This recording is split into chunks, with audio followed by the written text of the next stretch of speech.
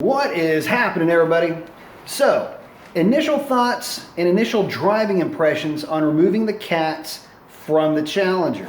Now, keep in mind that the car does have a tune on it, and I am able to adjust the O2s to where they just don't read for a certain set of parameters. So that's already taken care of. If you do this to your car without a tune, yeah, you're going to throw a check engine light. So just keep that in mind.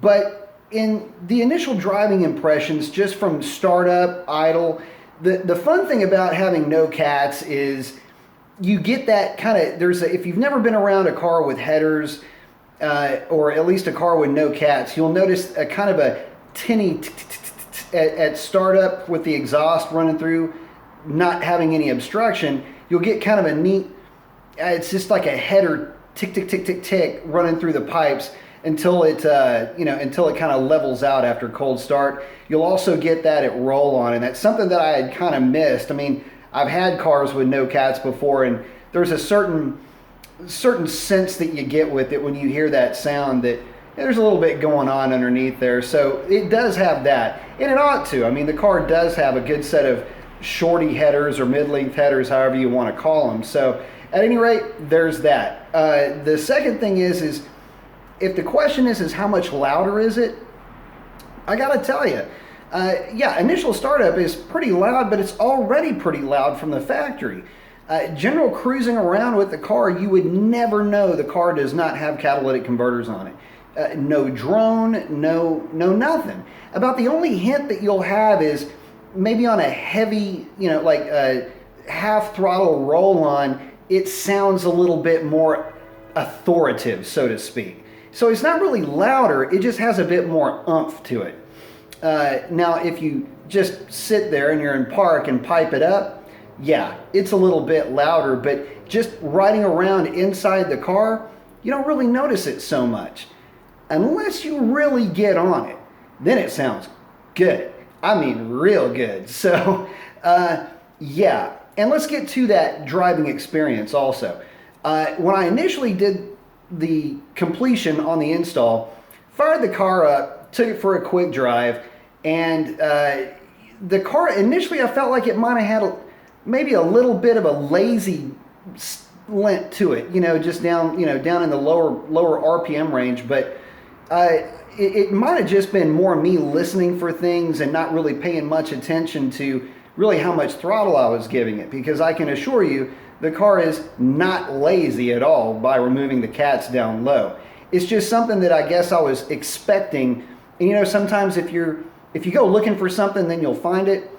I think it was really more mental just on the initial drive, because after driving it around for a while and then all day today, I've been driving this thing all over the place, and there wasn't, if I wasn't thinking about it, there was no real difference. In fact, if anything, it felt like it kind of picked up a little bit down low.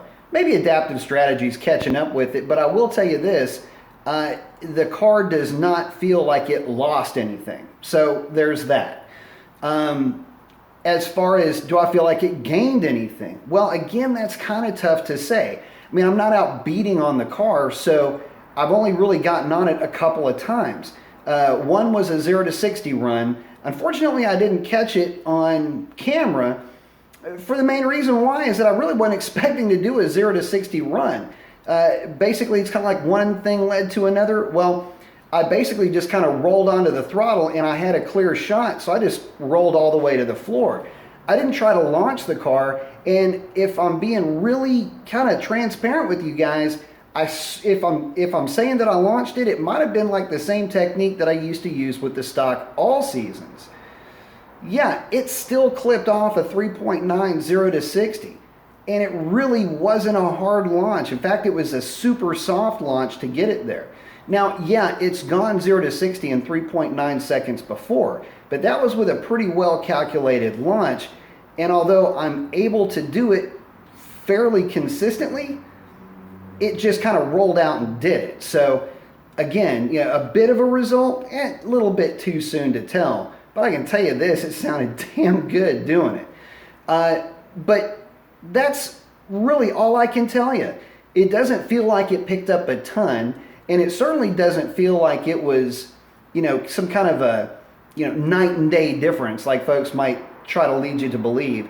It's not. It's just a little bit louder, sounds a little bit better, and actually seems to maybe run a little bit better on the top end of the RPM.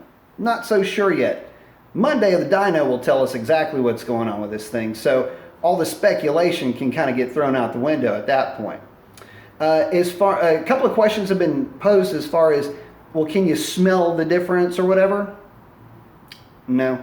Again, if you were to just hand me the keys to this thing and elves had come in and done the work, I really wouldn't have noticed any difference, to be honest with you, aside from the fact that thinking the car sounded pretty good. If you light the thing off in an enclosed area, yeah, you're going to catch a little bit of an exhaust smell, but nothing like what you would expect, an older car to deliver in terms of just making your eyes water or anything like that. It's really not all that bad. If you're standing directly behind the car, yeah, maybe you can tell that there's a little bit of a difference, but again, not so much.